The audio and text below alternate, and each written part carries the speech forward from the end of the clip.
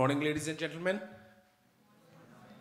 Well, it is a moment of great pride for all of us here today at Jagran Lakecity University as we step ahead with our vision to spread knowledge and create new learning experiences. We proudly present JLU Knowledge Series.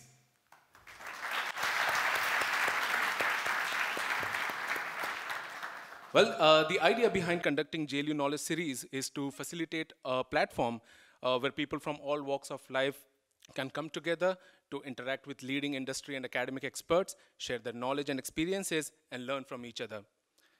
Today, as we launch the pilot episode of JLU Knowledge Series, we have with us a business management leader who has run P&L functions as part of management committees for over a decade. He has extensive experience in marketing and sales across multiple industries. He has experience of running both steady-state and startup businesses and brands, and has multicultural experiences across Indian, American, British, and Dutch companies. At the same time, he also has multi-industry, multi-location experience spanning across India and has worked on several projects across the USA, the UK, Netherlands, Middle East, Southeast Asia, and Nepal. Having had exposure to leadership roles from the inception of his career, he has built businesses across multiple categories and markets through a sharply defined strategic approach and effective execution of plans. Ladies and gentlemen, please put your hands together to welcome our guest for today, the marketing legend, Mr. Samar Singh Sheikhawat.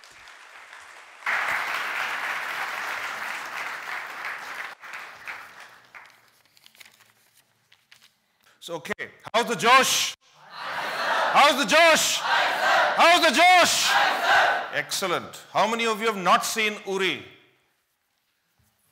I know Manish has not seen it. So I'd highly recommend. Thank you so much for having me here at this beautiful campus, at this leading educational institution of the country, right in what is perhaps the geographical heart of this beautiful country that we're all privileged to have been born in and spent a large part of our lives. You know, I did my MBA in 1989. I will let that sink in for a bit, because none of you students were even a figment in your parents' imagination at that time. So I called up my father and I said, congratulations, your son has become an MBA. And he said, don't worry, you can succeed despite that. So I was very upset with him and I said, have you heard of General Electric and Westinghouse? Because unlike you, we studied American management. And Manish and Vivek and I were discussing about Philip Kotler yesterday and how he is increasingly perhaps irrelevant in this country. But he said, no, I haven't, but when you come home, I want to show you something. And my father was in the tea gardens. I was born in Assam, in the tea gardens in the middle of the jungles. And when I went home on holiday, he took me to the tea garden factory and I saw all the equipment there was General Electric and Westinghouse. So that was a sobering experience for me because the knowledge that I thought was new was in fact not new at all. And to think of these companies that came into Assam 200 years ago, cleared out thousands of acres of land and built these factories and planted these tea gardens in areas that are inaccessible by road 6 months of the year today because of flooding was a really sobering thought. So congratulations, you guys all made it to this wonderful educational institution. And for every one of you who's here, there are probably 10 in this country who wanted to be here but couldn't make it. So that is the responsibility on you. And for you Spider-Man fans, with great power comes great responsibility. My daughter says with great power comes great electricity bill. But that's a different matter. So, you know, you are extremely blessed and privileged to be working in some cases, to be studying at this wonderful educational institution in this amazing campus. You know, in our time, and I see some people closer to my age in the room as well, they will tell you that we studied in really pokey holes in the walls. And I have lectured at other institutes where the students' single largest concern was there's no Wi-Fi out here. Trust me, life can be much tougher than that. So I want to start by telling you the story about, so I'm going to talk to you, I'm going to tell you a lot of stories today. There's no boring presentation. I'm going to tell you lots of sports stories, lots of corporate stories. So I'm going to start by telling you the story of the New Zealand Rugby All Blacks rugby team, which is the most successful sporting franchise in history. They have won 75% of all their games in the last 100 years.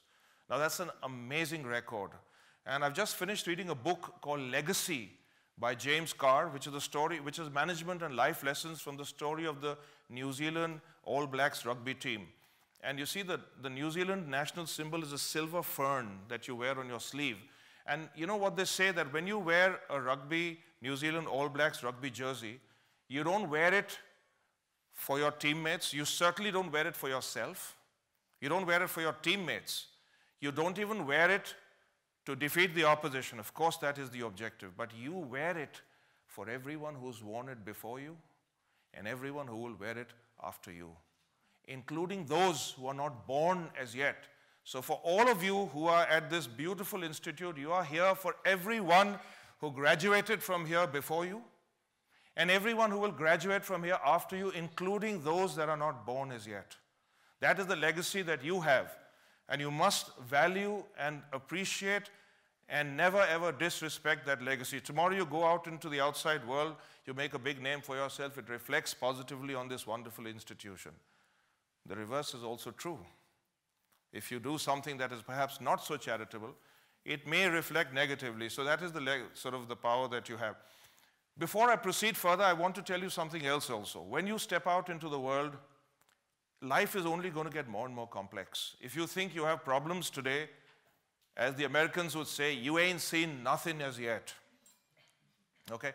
And I want to tell you two personal stories. One is my own story, and one is the story of my daughter, where you may be really good and really successful within this institution, but when you step out into the outside world, you're competing with the IITs, the IIMs, the Harvard, the Stanford, the Yales, the Princetons, the Tuck, the Dartmouth, whatever, Cambridge, whatever you want to talk about. So I used to play basketball when I was young, amongst many other sports, and I played for school, and I was one of the best players in school, and then I went and played for Delhi State, and I was maybe one of the top 3 or 4. And then I went into college, I was maybe the top 5 or 6. And then I played for combined universities, and I was maybe top 8, top 9. And Vivek is here, he's been a sportsman himself. And then I was selected for the India Under-19 camp, and there were at least 40 or 50 players better than me. So if I have to succeed at that level, I have to elevate myself to being much better than I am today. And I realized that, I needed to do much more. So here, where I was the best player in school, there were 50 players at the All India level that were as good, if not better. So that's one story, which means you have to become much better than what you are. If you remember Alistair Cooke, former England captain, left-hand opening batsman, 6'5", Hollywood. He looks like a Hollywood movie star. And he just retired recently, and he said, I don't think I was the most talented cricketer in the world, which I think he's being humble, because 160-odd tests, 10,000 test runs, and I think 32 centuries don't come without talent. But what he did say, and I want you to remember, is I do believe, though, that I tried to become the best version of myself that I could be. These are his exact words. So you have to become the best version of yourself. The second story I want to tell you is about my daughter, who is a singer. So she was also fortunately very good at studies, obviously takes after her mother, because I have no such qualifications. But she's also very keen musician. She's a singer. And finally, she sort of decided to pursue music as a career, and she studies in Boston, where last week it was minus 25 degrees. So she's at the Berklee College of Music, which is the world's most famous and most expensive college, which means the father will have to work for a long time to pay those bills. But throughout her life, she won practically every competition that she ever participated in. She's only come first in most places. In Western contemporary pop and jazz, that's her genre. And she was always first in Bangalore, first in Karnataka, won all India competitions, sung in the US and the UK as well. And she's basically been first all her life. And at the age of 18 and a bit, she suddenly goes to a college where she is with 4,000 of the most talented musicians in the world. And by her own admission, she's just about average. So that is what is awaiting you. The last thing I want to say before I move on to the next section of my talk is trust me, these are the best years of your lives. You don't know it yet, but they are, and you will miss them when these years are gone. So make full utilization of these years. Learn as much as you can. Have a great time. Make friendships that last a lifetime. Learn from your professors. Learn from each other. Because trust me, once you graduate or finish your post-graduation from here, it is unlikely that you will come back into academia unless you sort of teach here or decide to do a DPhil or an MPhil, which is possible, of course, and if that's what you want to do. But trust me, these are the best years of your lives. So that is my opening message to you. I will now move on to the second part of my talk, which is what I see as trends in business, marketing, and consumerism that I think will dominate the next 10, 15 years of our lives, and therefore the formative years of your career. The first trend that I see happening is truth in advertising. You will see, and that is being led by your generation, when you see that, Burger King burger on television, and when you actually go and buy it, it doesn't really look that great, does it? Right? So that, I think, will change, because brands and companies will be forced to be honest and truthful in their advertising. And if they don't, you always have the lawyers to help you out, right? You see the new Honda Jazz or Brio, I'm not sure which Honda Amaze. It's like a huge big car, and it's actually bigger than the city in which it is driving. You've seen the television ad, which means it is probably a really small car.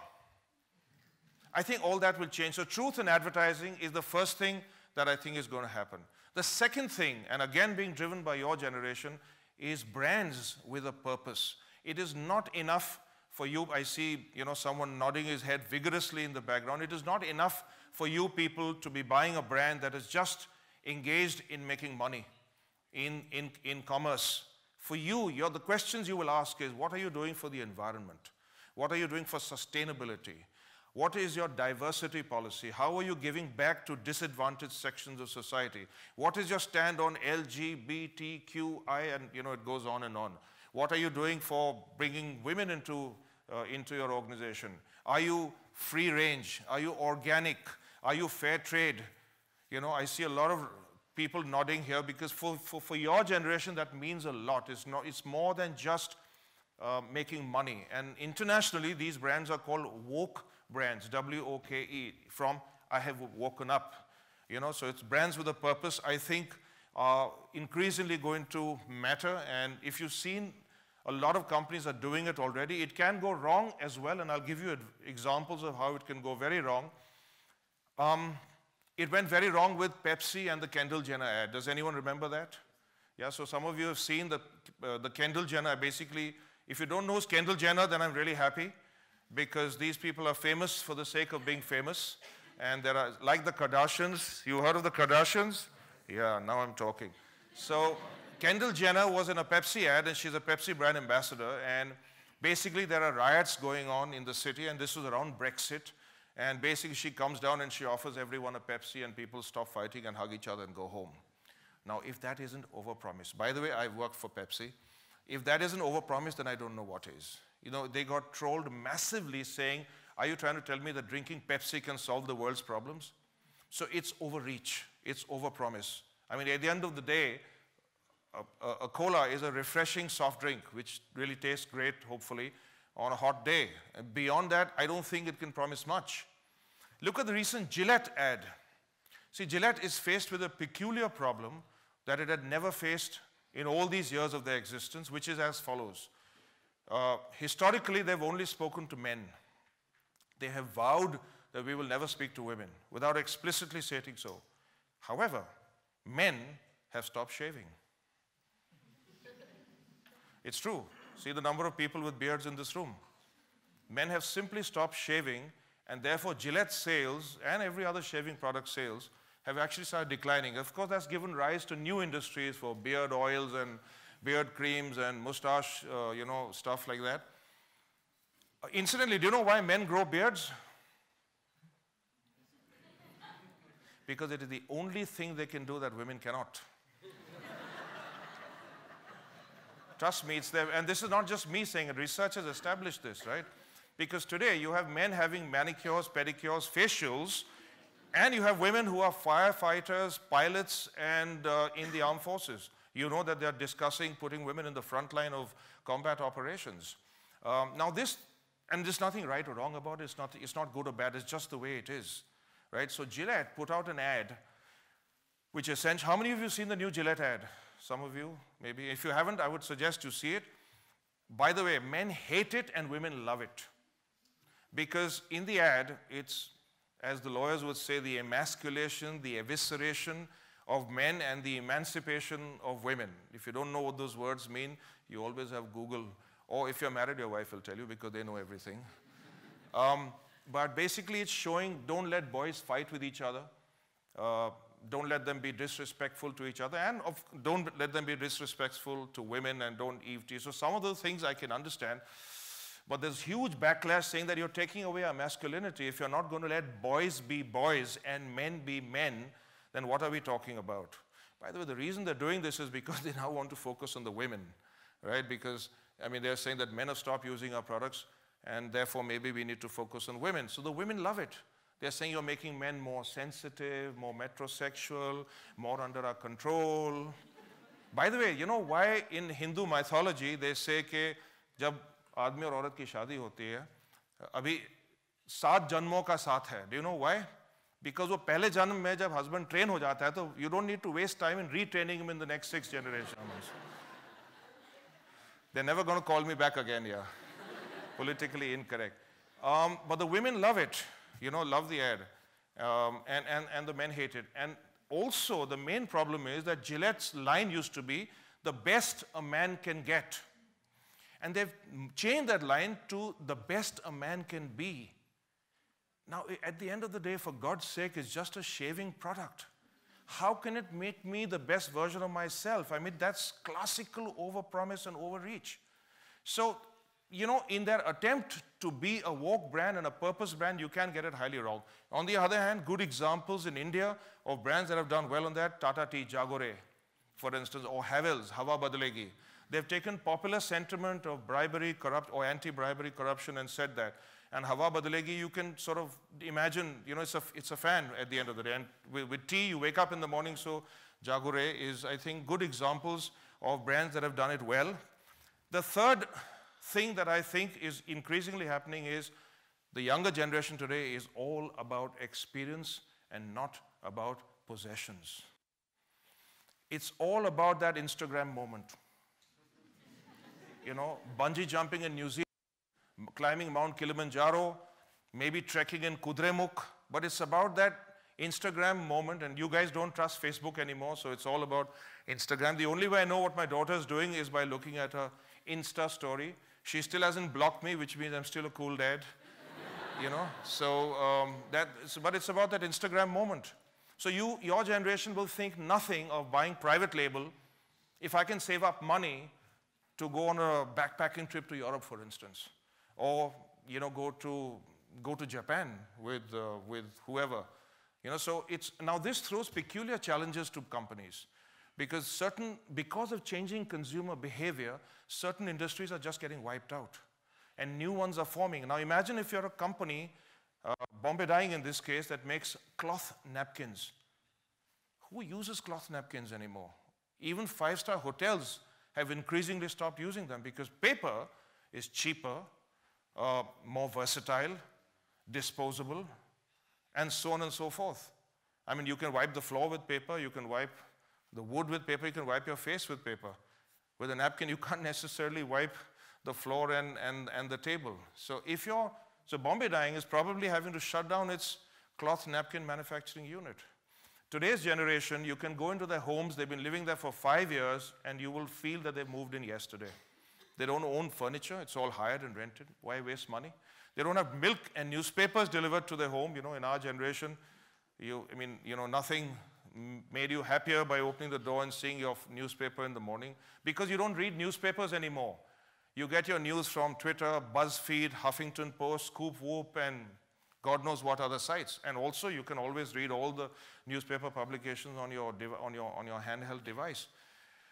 Now, newspaper circulation across and maybe I shouldn't be talking about this, we're working for a publication company, is a challenge, right, in terms of readership and circulation especially, and therefore they've also obviously gone digital to address that new consumer dynamic.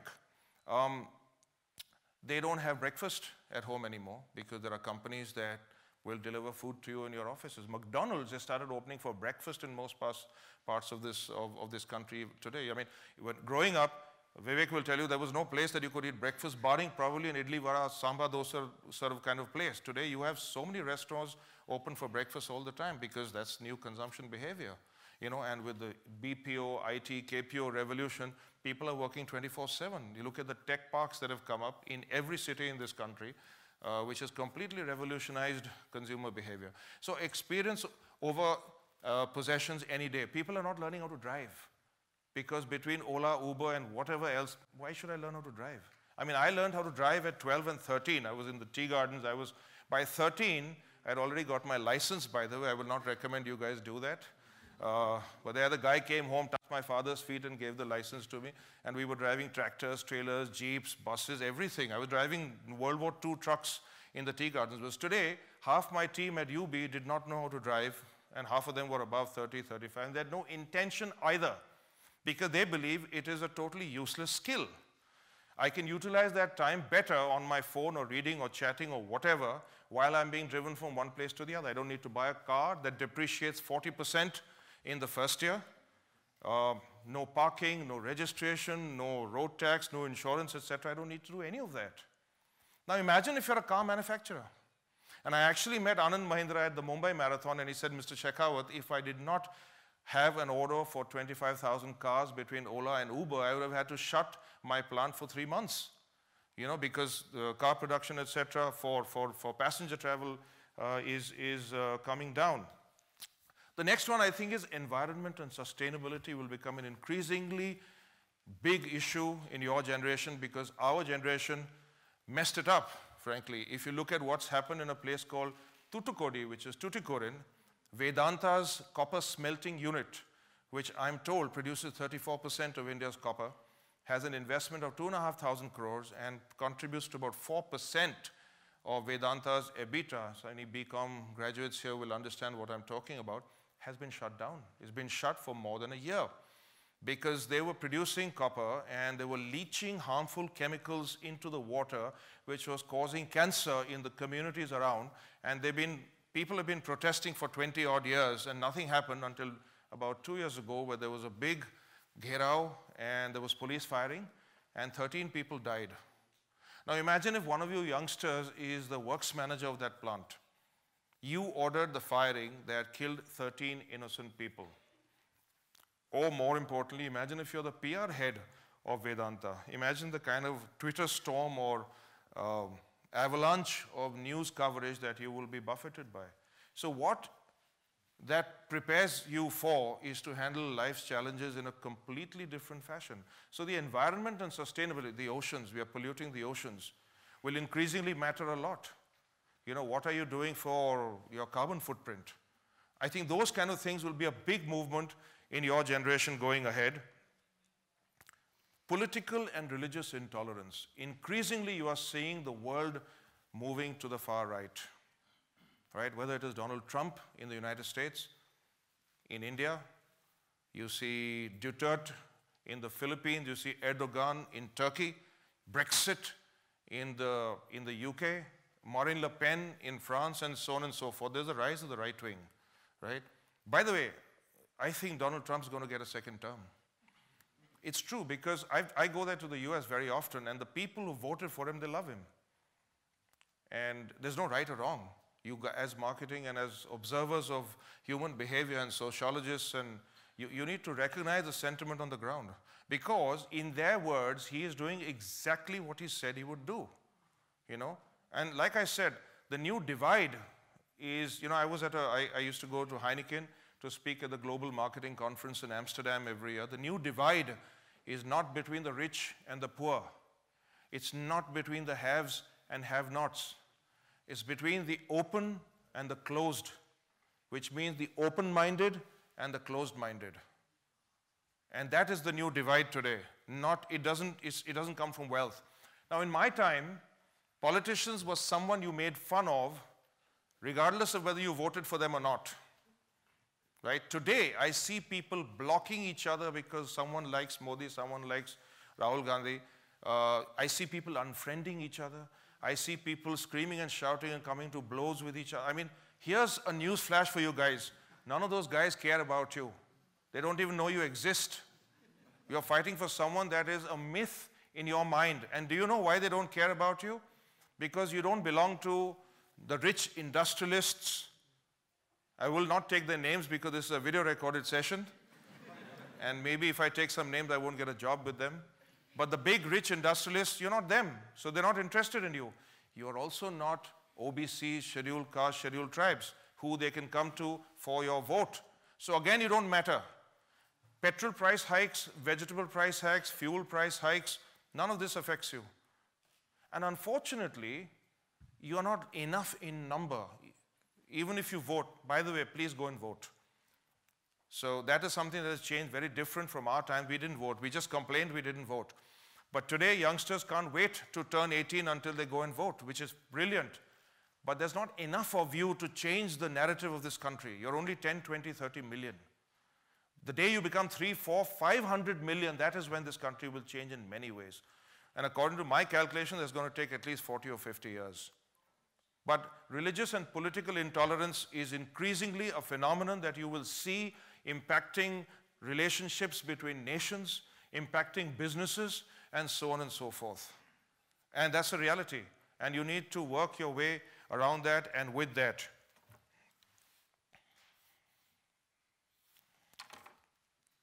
News versus fake news. That's how Donald Trump says, right? Fake news.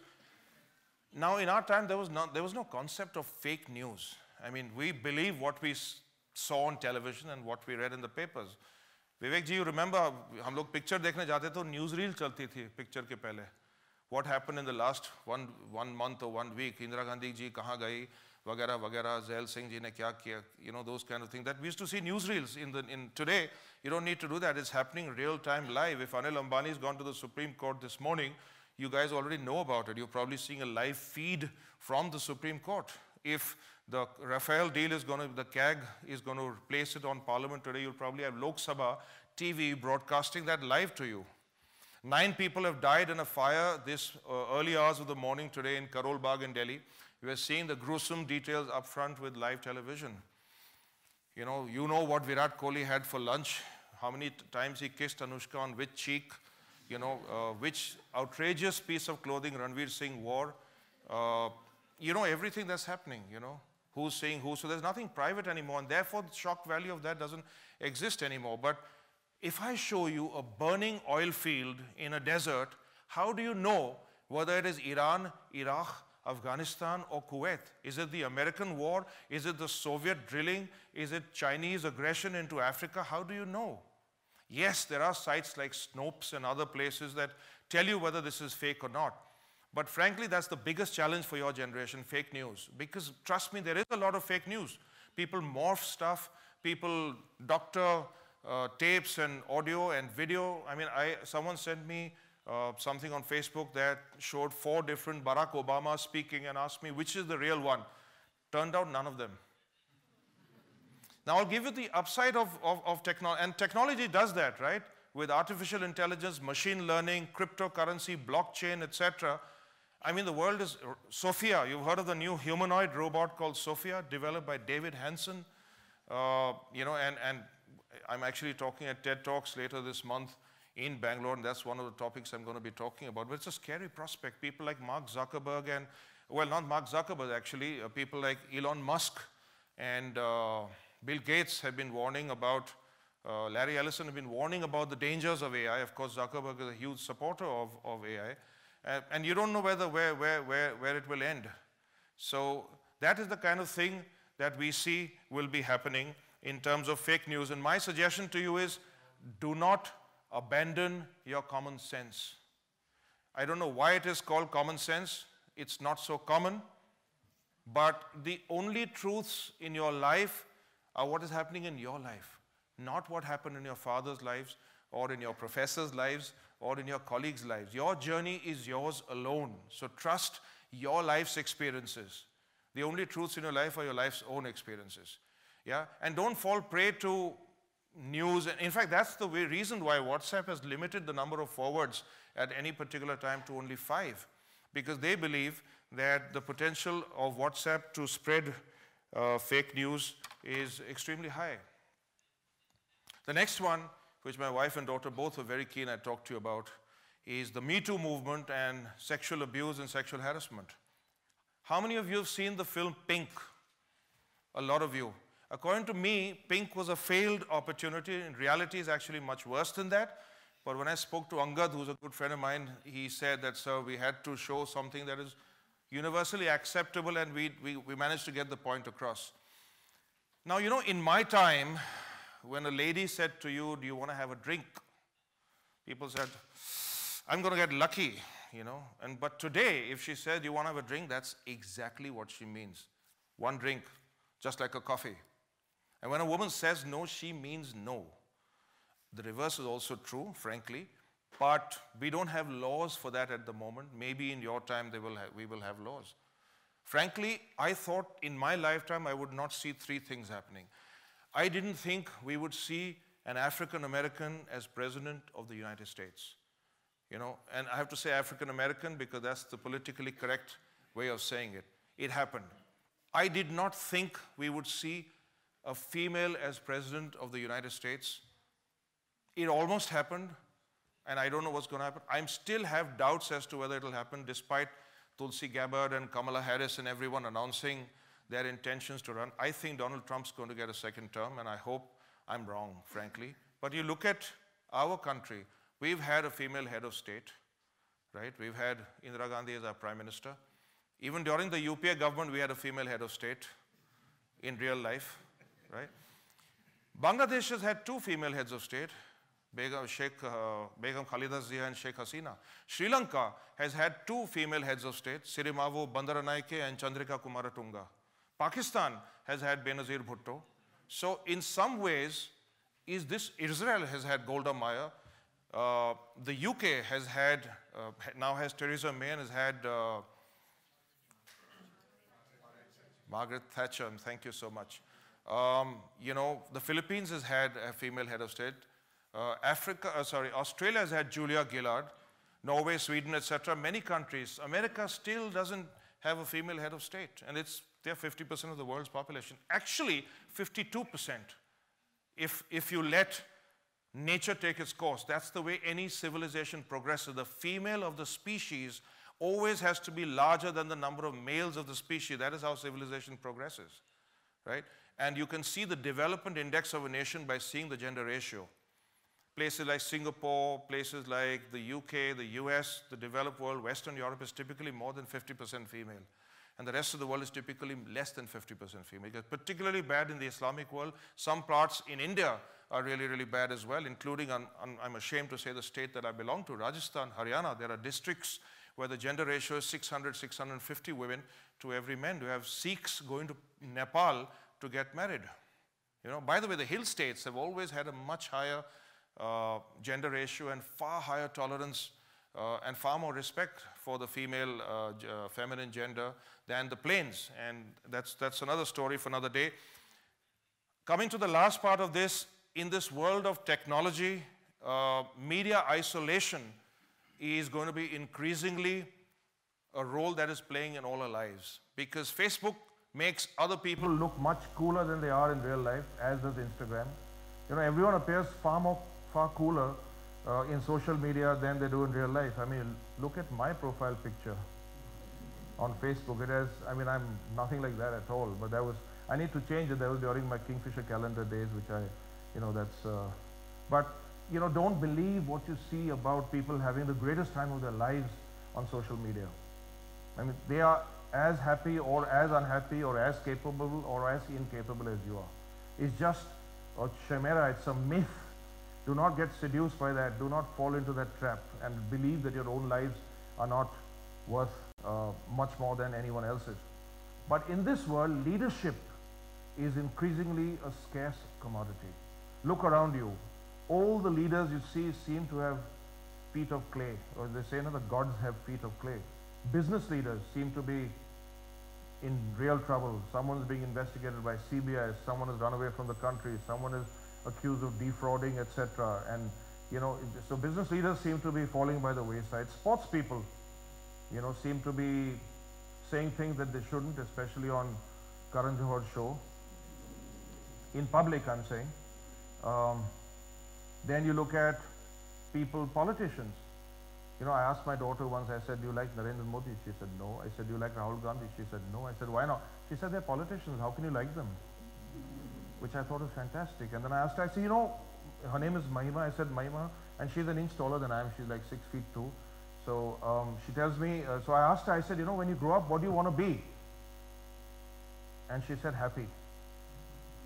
So I didn't know how to process that first, because I thought she'd say doctor, engineer, chartered accountant, lawyer, whatever, but she said, I want to be happy. And increasingly, that is what youngsters today are saying.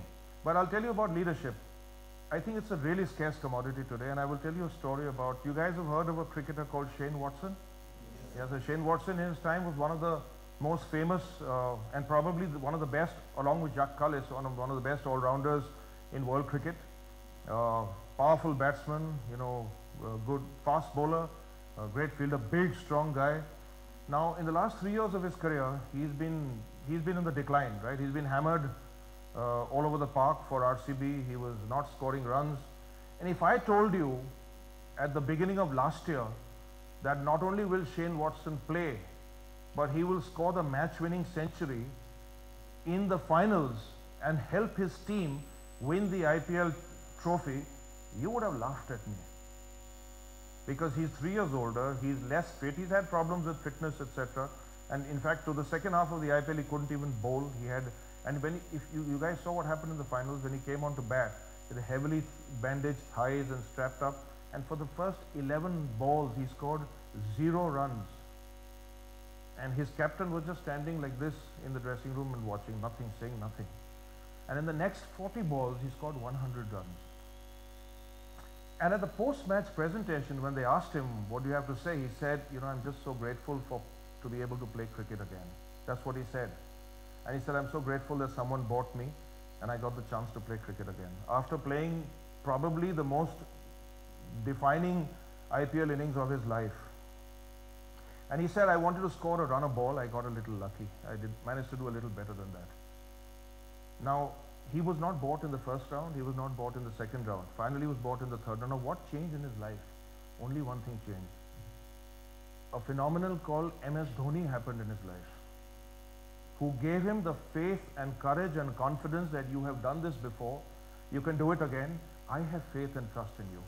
The environment around him changed. He went from RCB, which was the team that was owned by the company I worked, to Chennai Super Kings. He first time ever he's playing for that. But immediately the sense of calm that Dhoni brought into his life and reassured him that I have faith in you, I have trust in you, and the results were there for all to see. So leadership will increasingly become a really critical part of the world going ahead in any field, economics, politics, sports, the business world, and you need to make sure you are able to work with some of the best leaders that you see around you, and in due course, try and become one.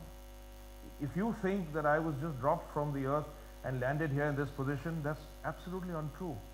You know, all my gray hair, I worked for 30 years across the world, and I have had the privilege of working with some of the most famous business head leaders in the world. I've met some of the most famous movie stars, politicians, sportsmen, every field of people, and they've all contributed to me. You know, I have stood on the shoulders of giants. Someone somewhere took a choice of hiring me instead of someone else. And I'm deeply privileged and eternally grateful for that opportunity that was given to me. And the only way I can repay them is by giving back, which is why I'm here talking to you. So you have to make a promise to me that as you grow and more successful in your careers, whatever you choose to do, you will give back. And you will give an opportunity to someone similar to the opportunity that you got for you. Because when you leave from here, some of you may start your own startups. Some of you may work for an NGO. Some of you may enter academia, maybe at this institution. Some of you may work for big companies. Some of you may work for small companies. And guess what? Some of you may actually be happy. because the two are not related, right? Okay, I'm going to move on to what I believe are the life lessons that I have learned from my varied experiences and the skill set that I believe you need to develop to succeed in whatever field you choose to be a part of. The first one is planning. You know, I had a Malayali professor who used to say, if you fail to plan, then you plan to fail. That's my Malayali accent. No disrespect, it's a beautiful state, amazing food, highly literate, 100% literacy, one of the best gender ratios in the country. But really, that's it. If you fail to plan, then you plan to fail. If you do badly in your studies, there's only one single reason. Boss, aapne padhai nahi ki. You can't say the professor is jealous of me, mera boyfriend pareshan kar raha tha, mummy bimar ho gayi, mera, khana toot gaya, upset stomach, none of that stuff. Because when you do well, you don't use any of those excuses. When you do well, you just say, हाँ मैंने पढ़ लिया या paper easy था. Do you say that? अरे paper बहुत आसान था, जो मैंने पढ़ा वही आ गया. You don't say all that. You say पढ़ाई की sir, max कर दिया, crack कर दिया मैंने paper. At least those are the terms we used to use. So Abraham Lincoln, and you probably have heard this story, I don't know whether you know, he was a wrestling champion. I don't know whether you know, he fought 300 bouts in his lifetime and he lost only once. And he used to say, if I have 6 hours to cut 50 trees, what will I do? I will spend the first 4 hours in sharpening my axe. And I will make it the most magnificent, the most powerful tree cutting instrument on the planet. And then I can cut 50 trees in 2 hours. I am, as I mentioned a little earlier, I'm speaking at a TED Talks later this month. My script has been ready for 3 months. Of course, I've changed it some 15, 20 times since then. I mean, I borrow from every talk that I do, so maybe I'll borrow something from you, from your talk as well. But in India, typically our ethos is last minute, do everything last minute. And I would urge you to get out of that. Start doing things well in advance. It is always better to be 5 minutes early than 5 minutes late. You know, get to the movie and make this a habit in everything you do, to a party, to the movie hall, to the airport, to the railway station. Because if you're coming late, you're disrespecting yourself and you're disrespecting the other person. You know, so planning is the singularly most critical sort of approach that you have to inculcate. The second one, hard work and persistence. Trust me, very often victory doesn't come to the one who's the most talented, but it simply comes to the one who just refused to give up, who worked the hardest. And I can think of lots of examples. You know, if I take the world of tennis, Jim Courier was not the most talented, he became world #1. Ivan Lendl, not the most talented, became world #1. And let's face it, Novak Djokovic is not as talented as Federer and Nadal, but he is, I think, now the new world #1, and a second time in his life. Of course, there are talented people as well who, you know, reach the top of their profession, but never take your talent for granted. If you can take talent and marry it with hard work and persistence, you can achieve much more. Let's look at John McEnroe. I mean, probably the most talented tennis player since the Second World War. And you would say that he underachieved. He should have won 6 or 7 Wimbledon titles. I think got only 2 or 3. He simply didn't work hard enough.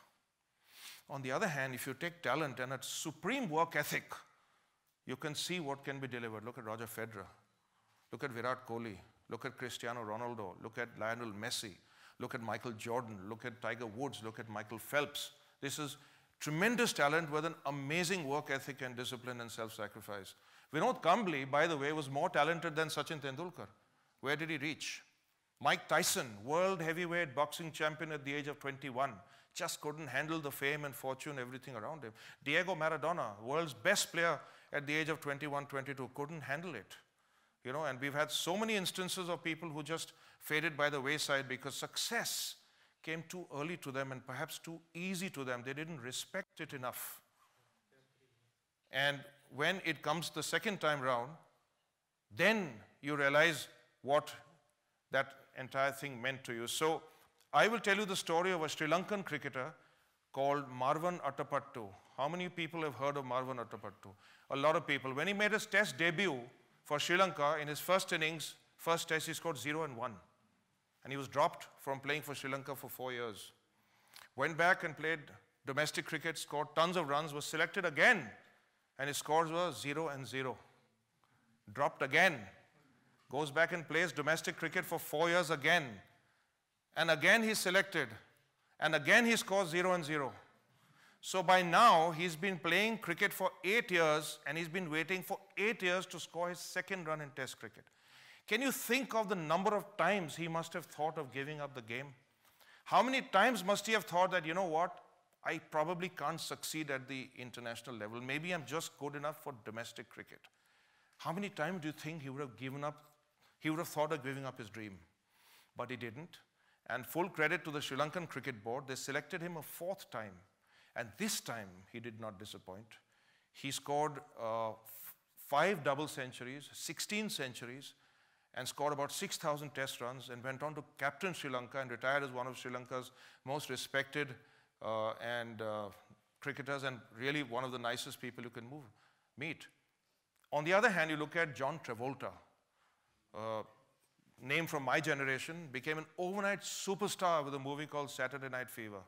Right? His pose like this, which you youngsters will laugh at, we used to worship, right? Because when I meet young people, I say, "Jo tum ho, wo hum the. Jo hum hain, wo tum bhi hoge." So we were also young and foolish at one time. And John Travolta achieved overnight superstardom. And then his career disappeared. For 20 years, he struggled. And finally, he made a movie, or he starred in a movie called Pulp Fiction, which catapulted him to superstardom again. Second story, Robert Downey Jr. Overnight success, and again went into a 30-year battle with heroin, cocaine, and drug addiction, and reinvented himself as Tony Stark, aka Iron Man, in the Avengers series, and there's been no looking back. So sometimes success comes later in life to you. Your life is not over.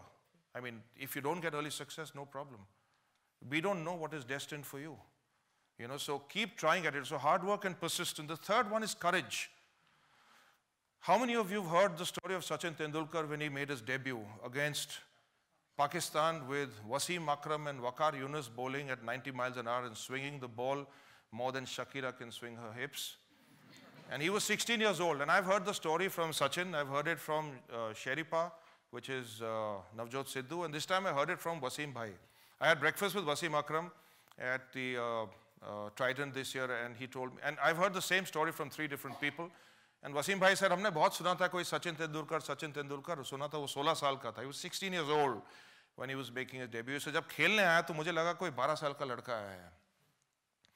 And these guys, I think India was some 37 for 5 or something like that, and Navjot Sidhu was batting at the other end. I think the 4th or 5th ball hit Sachin straight on the face.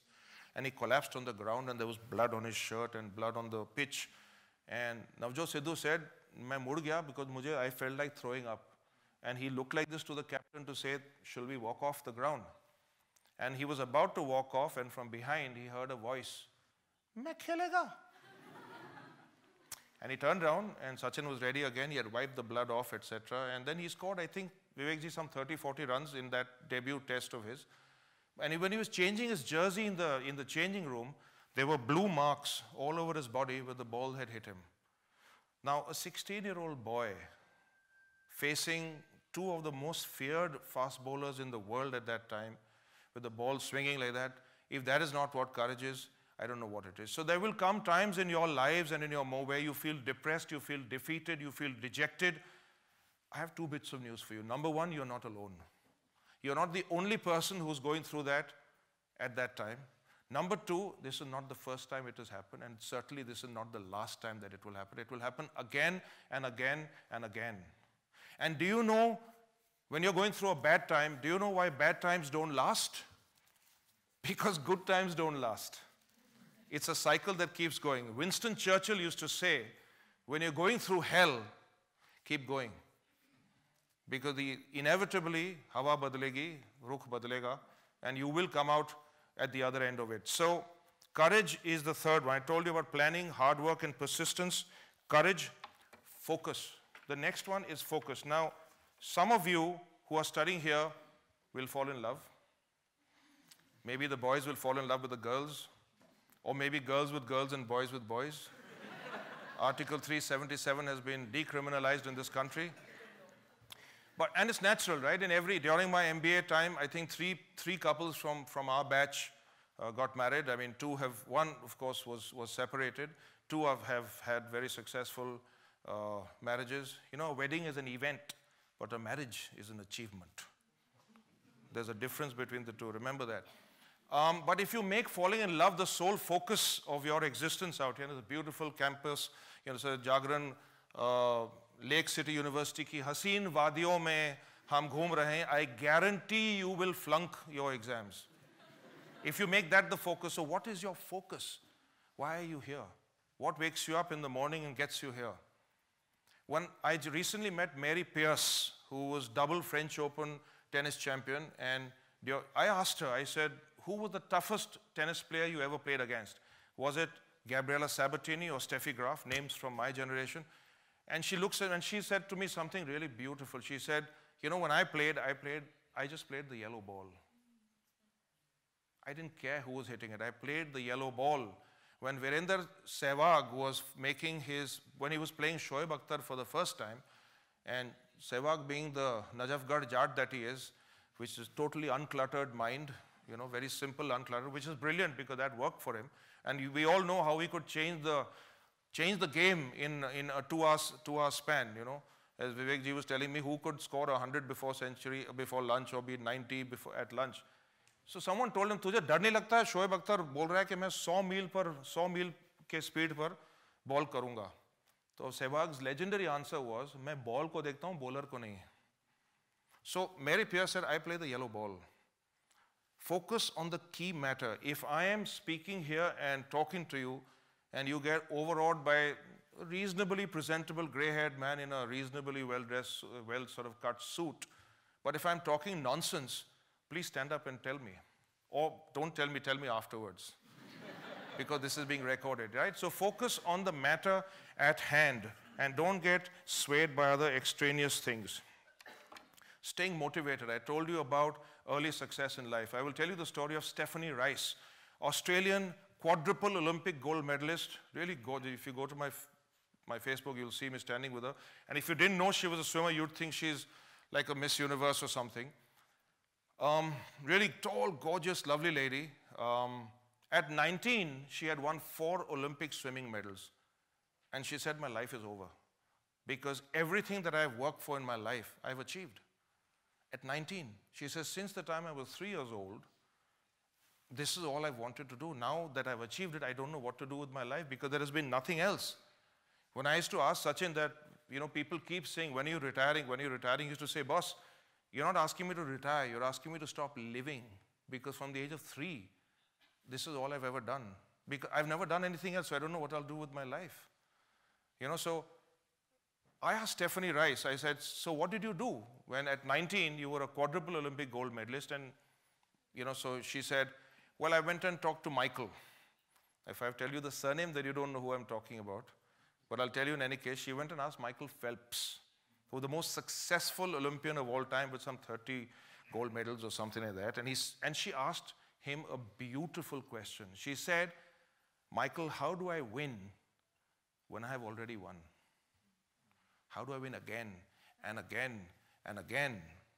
Unfortunately, we got interrupted, so I don't know what Michael said, but I'm guessing he would have given an amazing answer because here's a Michael Phelps who, you know, if he starts thinking about the 6th or 7th or 8th gold medal, he's going to lose the first race.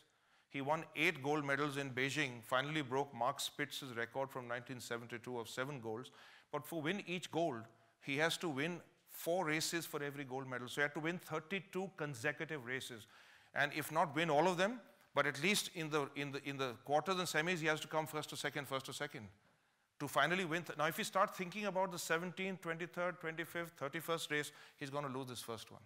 As any sportsman will tell you, start thinking about the 50th over when you're batting in the first, you're going to lose. If you start thinking about the 5th examination that you have when you're writing your first one, you're going to mess this up and probably mess that one up as well. So that is very, very important in terms of focus and what, as they say, Arjun ki aankh. Having the right resources is very, very important. If your professors here tell you that you have to finish this project, You need to have the right resources. You need a team, you need maybe laptops, you need, access to the internet, you need course material, you need access to the library, you need time, and you need, maybe a team to put together something. Without that, you can't do it. So when Muhammad Ali, the greatest boxer that this planet has ever known, and actually one of the greatest sportsmen that was ever born, and I would urge all of you, whenever you have 15 minutes of your time, Google Billy Crystal's speech at Muhammad Ali's funeral memorial service. It's the most amazing 15 minutes you will spend in your life. Billy Crystal, former Oscar, Hollywood actor, former Oscar presenter and host. His eulogy on Muhammad Ali, he knew Ali all his life, so it's quite amazing.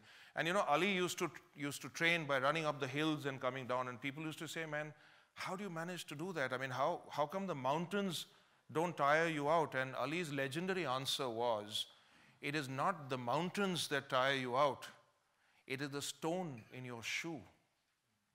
So if you have a stone in your shoe, you can't run even 1 meter, forget about running the mountain. The question of right resources. So the next, and according to me, the singularly most important quality that you people need to develop is learning how to lose. Because you will lose.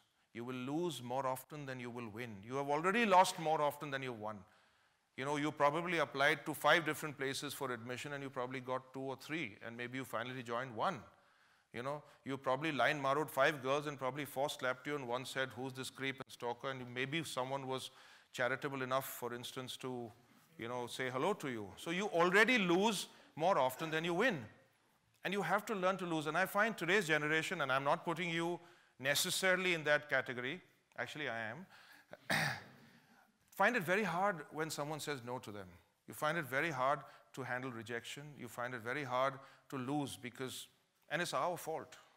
We need to teach our children and our colleagues how to lose and learn from those losses to make sure that the next time you do better. And before I give you the story that illustrates this point, the thing with, how sportsmen's approach to life is very different from everyone else? In life, we analyze defeat much more closely than we analyze success. If you lose or if something doesn't go wrong, you can think of 100 reasons why it didn't go wrong, why it didn't go right. But when you win, there are very few reasons. But the sportsmen are very different. They focus on victory much more on defeat, what they call process. So they focus, what is it that we did well that helped us win today? In the next match, we go and repeat that. That's why you hear Virat Kohli, Rohit Sharma, MS Dhoni, all these guys saying, we executed our plans. How often have you heard that? We executed our plans. Because you can have the plans, but if you don't go and execute them, you're not going to win. And also remember, as we used to say in cricket, who you're playing against, wo haarna nahi hai. And the next time India loses, and before you give any gali galoch, remember, no one goes to the ground to say कि आज तो कुछ भी हो जाए मैं हार के ही आऊंगा. No one goes and says that. वो हर आदमी जीतने की ही कोशिश करता है. वो दिनेश कार्तिक ने वो single क्यों नहीं लिया? We will be debated for the next, I don't know how long. When Javed Miandad hit Chetan Sharma for the last ball 6, it shot an arrow into the collective heart of India. For 15 years, we couldn't beat Pakistan. That was such a massive psychological blow against that. On the other hand, I personally believe that the 6 that Dhoni hit at Wankhede to win the World Cup destroyed Sri Lankan cricket for the next 5-6 years. They've just not recovered from that. I mean, today Bangladesh beats them regularly. Sri Lankan cricket is declined. These are former World Cup winners. They had names like Arvind De Silva, Dilip Mendis, Arjuna Ranatunga. They've had some Roshan Mahanama, Atapattu, Chavinda Vas, so many amazing players. They're just nowhere. So that can change very, very quickly. But about learning how to lose, I met an Olympic swimmer called Anthony Irvin. Anthony Irvin is the fastest man in the world, over 50 meters. In the 2000 Sydney Games, as a 19-year-old, he won the 50-meter sprint gold. Gave up competitive swimming for 9 years. And then started swimming again, and at the Rio Games, Rio, right, 2016, at the Rio Olympics, he won the same 50-meter event at the age of 35, once again, in a timing that was better than when he was 19 years old.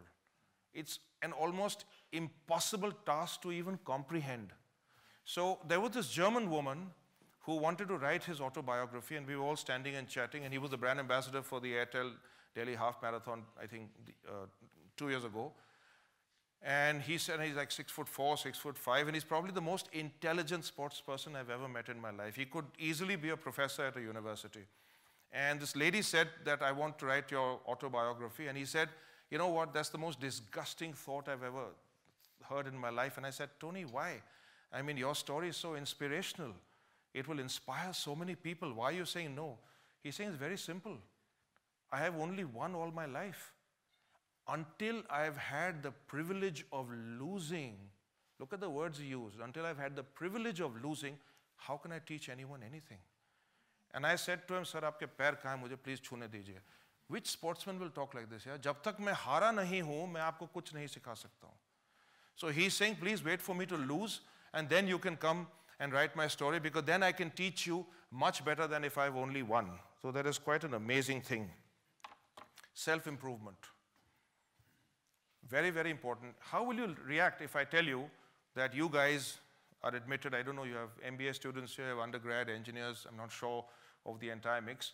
But if you applied this year to admission to Jagran Lakecity University and you repeated your performance of the time when you got admitted, if you get exactly the same marks, none of you will get admission here. How do you react to that? Because the floor is just changing all the time. So if you got 87% and got admission here, the next time you get 87%, you won't even be called for the next round. So absorb that. And I will tell you the story of David Rudisha, double 800-meter Olympic champion in Beijing 2008 and London 2012. And I've met him a couple of times. He's about 6'2".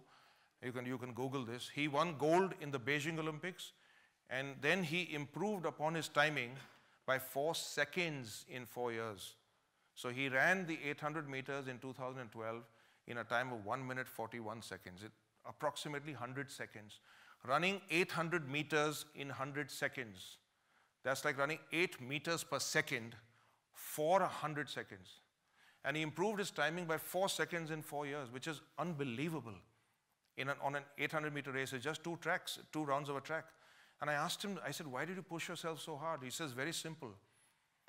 If I repeated the same time that got me gold in Beijing, I will come last at London. And by the way, that's exactly what happened. The person who came last in the 2012 London Olympics in the 800 meters, he came in a timing that would have got him gold in the 2008 Beijing Olympics. So if you repeat your performance, you're not going to get in here. You have to improve yourself all the time. Become the best version of yourself, Alistair Cooke. And you know what? I'm a sportsman. I go to the gym, I lift weights, I run, etc. You're in competition with no one other than yourself.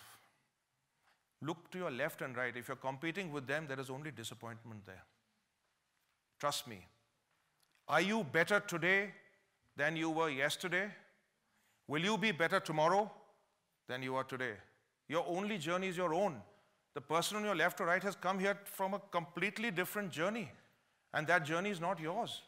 You just happen to be, through a quirk of fate or destiny, at the same latitude and longitude today for a brief moment in your lives. You cannot compete with the person next to you because his or her life journey is totally different from yours. So you have to compete only. In fact, if you ask me, pardon my saying so, I think our entire education system is wrong because it rewards, let's say, the top people amongst a batch of certain, and maybe this university will think differently. How about having a prize for the most improved student? How about having a reward for the one who tried the best and became the best version of himself or herself? You know, Albert Einstein used to say, if you judge a fish by its ability to climb a tree, it will spend its entire life thinking that it is stupid. You know, a fish cannot compete with, let's say, a giraffe to you know, eat leaves at a branch that is really high. But let's put the giraffe and the fish into water and see who wins. So, self-improvement is extremely critical, and please, for heaven's sake, do not compete with anyone else. You know, I can tell you after 30 years of working in the corporate world, there is always someone who will get more money than you. There is always someone who will be taller, stronger, fitter, more handsome than you. There's always someone for the women who will be sharper, more intelligent, slimmer, more beautiful, with a rich husband than you. There will always be someone who has a bigger car, smaller phone, bigger house, more exotic holiday than you. It's natural, right? But how are you doing in 2019 compared to how you were in 2018? And how will you be in 2020 compared to what you are today in 2019? And do you think money impacts happiness? Do you think Jeff Bezos is the richest man, soon to be the second richest man in the world, right? The richest man in the world. Do you think he's also the happiest man in the world? He's had 2 or 3 divorces. Elon Musk has had, you know, a couple of divorces. Larry Ellison, these rich guys. Mark Zuckerberg, despite being worth 71 billion, is the most hated man in the IT world today because of all the data security and privacy issues. Would you want to be in Mark Zuckerberg's shoes, where you have all the money in the world, more than he can spend in the next 10 lifetimes, even more, but so many people on the planet hate you? Would you want to be in that shoe? Maybe it works for him, and it may work for someone else, but I'm guessing it may not work for a large number of people, right? The next one is optics matter a lot. You know, if Gavaskar used to say, to play cricket, you need to look like a cricketer. I don't dress like this normally. In fact, Manish saw me in decidedly less formal attire this morning when he came to pick me up. But the point is, if I don't make an effort to respect you, to respect this beautiful venue, to respect the fact that you are giving me 90 minutes of your lives. That's what you're doing. You're giving me 90 minutes of your lives. Yes, 70 minutes. Remember Chuck there? If I don't respect that, then I'm not doing my duty. And I'll tell you an amazing story of Amitabh Bachchan. He was my brand ambassador at Pepsi. And we had done a whole day show and event with him, and he was really exhausted. At the end of the day, he's an old man, right? And there was this family from Allahabad that was waiting for him. And they were neighbors of his. They had grown up in the house next to his father's house. And I told them, I said, you know, these people. He said, yes, of course I remember them, but I'm really tired. Can you give me 15 minutes? Amitabh Bachchan is asking me if I say, yes, please take 15 minutes. And this family had been waiting the whole day to meet him. And Bachchan Saab was really tired. And he's looking haggard and defeated. 15 minutes later, the door opens, he's changed his clothes, and he's looking like he's just stepped out of, he's just woken up and he's fresh as a daisy. Completely different clothes, shining with energy and health, and just met those people, posed for them, took selfies with them, did everything, spent 1 hour with them, asked them about their grandchildren, recounted old stories, signed autographs, everything. And when the family went away, I asked Mr. Bachchan, I said, I'm not going to ask you how you did that, but why did you do that? You know, why did you put in so much effort? He says, Mr. Sheikhawat, it's very simple. These people have not come to see some old, broken down, defeated man. They have come to see Amitabh Bachchan, the superstar of Indian cinema. That's what I owe them. And that's what professionalism is, doing something that you don't want to do. So I'll tell you a story of Carl Lewis. Carl Lewis was to my generation what Usain Bolt is to your generation. Carl Lewis was, according to me, the greatest runner in the world at that time, greatest sprinter. And when Carl Lewis used to win a race, he didn't come in front of the television cameras immediately. He would take a round of the stadium, waving to his fans and posing and stuff. And the television crews used to think, what an arrogant guy this chap is. You know, here we are waiting for him and he's running around the stadium. So many years later, in fact, few years ago, I met him in Bangalore. And he's still very fit and stuff, and he's become vegan and gluten-free and all that stuff. And he's a corporate motivational speaker. And he also teaches track and field at University of Houston, where he grew up, where his parents taught and where he's now teaching. So he said, do you know the reason I did that? So I said, why did you do that? So he says, when I grew up and I was seeing my heroes, when they would win a race, the moment they finished the race, the television mics would be in their faces, and the anchor would ask the athlete, so how was that race? And the athlete would say, oh, because he's completely out of breath and he just finished the race. And Carl Lewis said, I will never let that happen to myself. So he used to take a round of the stadium, get his breath under control, wipe his perspiration, and then come down in front of the television cameras, and the television cameras would be on, and they would ask him, so Carl, how was the race? And he said, perfectly normal voice, oh, I had a great start, I was strong through the middle, and then I finished strongly, and you know, all that stuff. And his opponents were watching him, they were so psyched. They said, he's defeated us and he's not even sweating, he's not even out of breath, he's talking normally. So, I mean, it was a massive defeat in their mind. So the next time they lined up against him, they had already lost the race. How many of you have seen MS Dhoni, The Untold Story? Where does Sushant Singh Rajput say, where did we lose that match? On the basketball court when they saw Yuvraj Singh walking like that. So very often the game is won or lost way before the actual game actually starts. Right? You're sitting for a paper. What is your mental frame before you're doing that? Or if you're a lawyer, you're about to fight a high-profile case, how well you've prepared. All that stuff decides whether you won it before or after. Right? Next, responsibility we talked about. You know, being responsible to who you are. So Carl Lewis, another Carl Lewis story, he told me that, you know, I'm a really lazy guy and all I want to do is sleep. But I work for this boss who's a slave driver. He kicks me out of bed every day and he tells me, go and lead, go and motivate, go and inspire. So I said, who's your boss? He said, yeah, I work for a guy called Carl Lewis. Which is the same Amitabh Bachchan story. He says, because he's so aware of what the brand Carl Lewis means versus the human being Carl Lewis and the responsibility that he has to get to deliver that. Today, if I'm the Prime Minister of this country, I have to weigh very carefully what I say and what I do and who I'm seen with, because people read so much into that. In the corporate world, you send an email to, let's say, Vivek Khare, and if I CC Manish, Manish should say, why did, I'm not just using them an example, why didn't he send it to me and CC Vivek? And Vivek ke baad Manish ka naam hai, Manish ke baad kisi aur ka naam hai, that means he thinks that I'm more superior to that person. All this, you know, if you wasted time thinking this, then I can't say anything. But these things happen in the corporate world, right? So, very, very important that optics matter and the responsibility that you have to live up to where you're coming from. And I'm coming towards the end of my talk, but staying humble is the most important thing going ahead. You know, if you see a picture of Zuckerberg with Bill Gates and Warren Buffett and Jeff Bezos, see how simply they dress. Zuckerberg only has some 12 pairs of blue jeans and 12 gray t-shirts. You know, in personal behavior, if you buy fabulous, fancy, and that's, you know, I think it's an individual decision and an individual choice. All I'm saying is the world today is turning its nose up at ostentatious displays of wealth, especially when the number of poor in the world is so large. You know, you read somewhere that the combined wealth of the top 26 individuals in the world is equal to the wealth of the rest 7 billion people on this planet.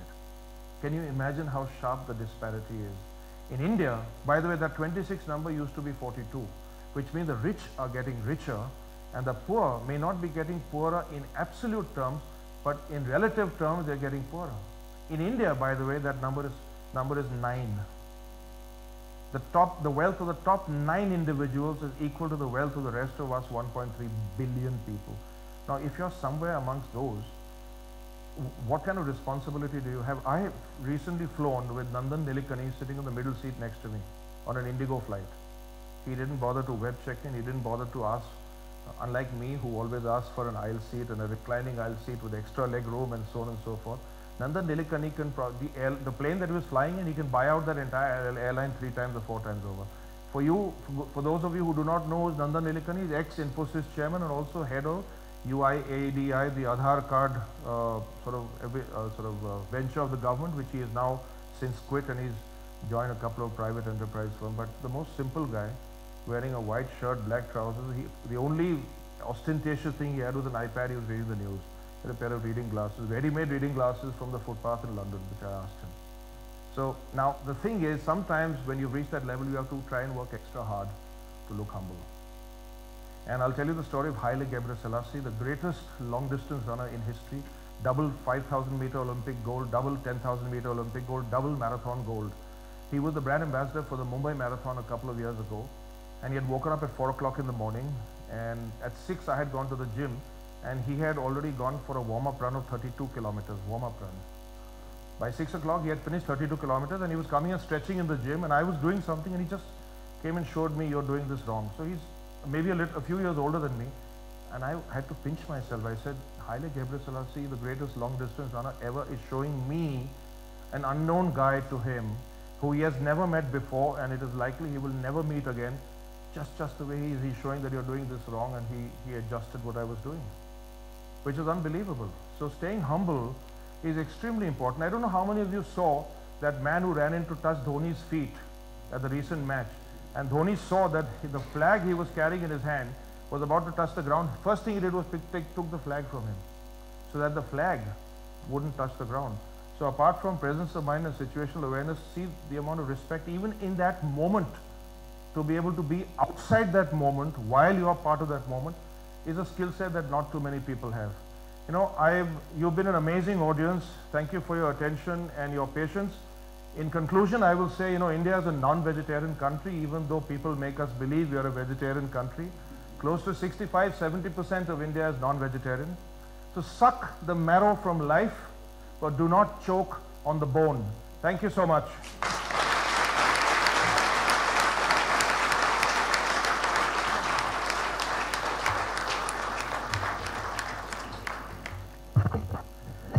Well, thank you, Mr. Sheikhawat, for those wonderful lessons and insights into leadership and life as whole. I'm sure that many of us here would agree what Mahima said about happiness, right? It's an important need of a person, and without which every achievement looks pale and bland. And the example that you gave about Alistair Cooke, that the competition is, your competition is with you, and you have to be a better yourself every day in order to achieve the great heights of excellence. We'll now open the floor to question and answer session. So if anybody from the audience wants to ask Mr. Sheikhawat any question, you may do so now. Sir, first of all, that was a very interesting session, and Thank you, sir. we will remember this 90 minutes then more than that wo 70 minutes. Thank you. So I just want to understand from you, listening to you is so good. In your corporate experience of so many years, or maybe more than of decades, who is your corporate leader whom you follow, and what are the qualities which they have which you feel is very important in today's world? Thank you. Okay, great question. See, personally, how many of you have seen Matthew McConaughey's Oscar speech? All right, all right, all right. You've seen that one, right? So, where he was asked three things, and I will answer your question, that who do you look up to, who do you look forward to, and who do you chase, who's your hero? He says, I look up to my God. I'm not a religious man, but he said that I look up to my God who has blessed me with abundance and his munificence. I look forward to meeting my family at the end of a hard day's work, but the most important answer was, who's your hero, who do you chase? He says, me, myself, 10 years from now is my hero. And then when he got 10 years older, they asked him, have you now become your hero? He says, not even close. It's me, myself, another 10 years from now. So, sir, for me, it's been a little hard to really get overawed by business leaders. My first hero was my father, who is, he'll turn 80 in August this year. And in fact, he is going in for a cataract operation right now, so I need to call him and make sure that goes okay. But he was the most stylish man, and the best communicator, the best sportsman, the most handsome man. For a young man growing up, to have your father as a hero, I think is the biggest blessing that you can have. I learned a lot from him, and you know what? He didn't even do college. At the age of 17 and a half, he finished his education from St. Joseph's in Dehradun. He got admission at St. Stephen's and didn't join, and ran away to tea to become a tea planter at the age of 17 and a half. And he celebrated his 18th birthday, and he was the third Indian to join tea. And all his friends were Irish, Canadian, Scotsman. Till today, he cannot read or write Hindi. He can speak it, but he cannot read or write. So he's not even a graduate. He just finished school, high school. And he retired after 50 years of working in the tea garden. So I think he was my first hero. Then his older brother, my Tauji, was in the Navy, and he retired as Chief of Naval Staff, Admiral V.S. Sheikhawat. So he was my second hero.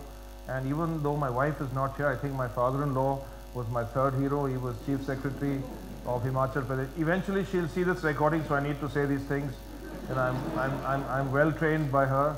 But really, at different times of my life, I've thought certain corporate leaders did a really good job. I thought Jack Dorsey of Twitter was one, but at the moment he's in trouble, you know. So that's the problem. You worship someone that you really don't know well enough, and therefore you don't know enough about them. And they all have skeletons in their cupboard. You know, I think he's meeting the U.S. Congressional Committee today, as a matter of fact, because he refused to appear in the previous hearing. You know, I used to think Mark Zuckerberg represented the dream of every young man or woman across the world, but increasingly he is actually he started looking like a robot, you know. And so at different times of my life, actually for me, sir, I have actually worshipped sports people much more than business leaders, because I think they're just much better human beings, you know. And anyone who plays sports learns so much: discipline, hard work, character, leadership, teamwork, how to lose, how to win. I mean, I think Roger Federer is probably one of my all-time favorite leaders. I mean, so much grace, so much class, no scandals against his name, just so clean. It's almost like he can walk on water, man, as far as I'm concerned. He's like, you know, he's unbelievable. I mean, to man that talent and that humility. And really, even Nadal and Djokovic, you know, for me, tennis is to me one of the most purest forms of sport, because there's no coaching, no rest, nothing. You're playing 4 or 5 hours, just you versus your opponent, and you're doing it 200 days a year. No scandal against either Nadal or Djokovic or Federer ever, you know. And it's a mark of Nadal and Djokovic's greatness, that even if you're a huge Roger Federer fan, you still can't bring yourself to hate Nadal and Djokovic. It's unbelievable, and the amount of respect that they have for each other. I mean, you should see some of the speeches they give after beating each other. It's amazing. So I would say sportsmen over business leaders any day, sir, and certainly not politicians and you know, other people. So I think sportsmen are the most underrated people on the planet, because it's the purest form of labor and hard work, you know.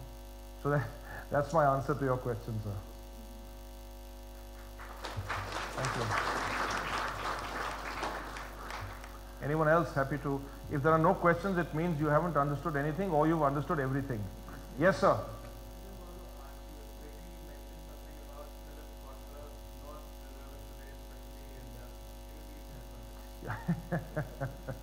You know, no. So when I said that, I meant the version that I read, the edition that I read, and I read Kotler 17 times in 2 years, by the way.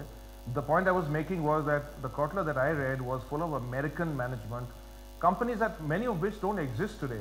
Companies like Radio Shack, companies like Sears, Roebuck, IBM, etc. Some of these are in deep trouble. In fact, most of the companies that you see in the world today that are really doing well didn't exist 10, 20 years ago. And therefore, it is highly likely that 20 years from now, a lot of these companies may not sort of exist. The point I made was that Indian management is highly complex, because we're not one nation.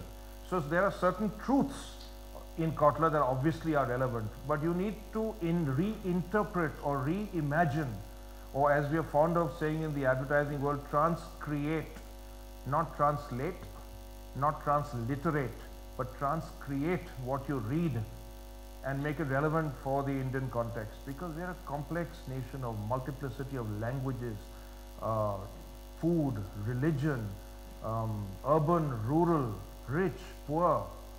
See the official 14 languages, hundreds and hundreds of dialects. Scripts are different, food is different, climate, physically we look different. I mean, you drive through India and we change every 50, 100 kilometers. The language changes, the dialect changes, the climate changes, so the point I made was that, I mean, there are certain truisms obviously at Kotler, but you need to reinterpret it for India. I must admit though, I haven't read the latest updated edition, so, and really it is he writes for global management, right? Not necessarily only for India. So please read Kotler I've met him, by the way. I have participated in a 2-day workshop with him. He's amazing, he's like a rock star. But there are younger, newer names as well. So that's what I meant. Are you a professor of marketing, sir? Oh, okay, all right, right. And you see the thing about the real world now is when you go into the real world, you'll forget, in the first year of working, you will forget 90% of what you learned. In the second year, you will forget 110%. And what I mean, the engineers will understand, you will have to unlearn a lot of things and learn a lot of new. And the biggest adjustment that you make when you join an organization is, you can be what in America is called the BMOC, right? The big man on campus here. You could be a big hero, a good sportsman, popular with the girls, popular with your professors, etc. You could be the big fish here. And when you join an organization, you are at the bottom of the food chain, somewhere between amoeba and plankton. So you have to get used to that. Your bosses will say, "Yeah, paper staple karke la, मेरे लिए coffee ला, और उसको बोल दे मैं meeting में नहीं आ रहा हूँ आज." So you know, and that's putting it mildly. So a lot of people, and we had a management training program at UB where we had to counsel people to adjust to that change in life. Literally, from a hero you become zero, and you have to rework your way up all the way again. Yes, sir. Only the faculty seems to be asking me questions. Oh, we have 3 more, or 4, 5 hands. Manish, where is Manish? Oh, you're here. Yeah. So I'm getting I totally agree to what sir said, that 90 minutes will remember. And with the advent of technology in education, how as a teacher we need to reinvent ourselves, because that is happening. We tell a lot of things to our students who have already seen that in YouTubes and so many channels. So what we as a teachers need to do? I think that's a fabulous question, frankly. That's, to my mind, the single greatest challenge facing the academic world and the educational world today. It's a fabulous question. I spoke at something called Industry 4.0. It's available on YouTube, actually. A speech that I made at IIM Bangalore, where the auditorium was full, about 200, 250 professors. So you're absolutely right. Today you're bringing stuff to your kids that they already know, or to your students, they know through social media, etc. So the first advice I give is that, number one, do not get seduced by technology.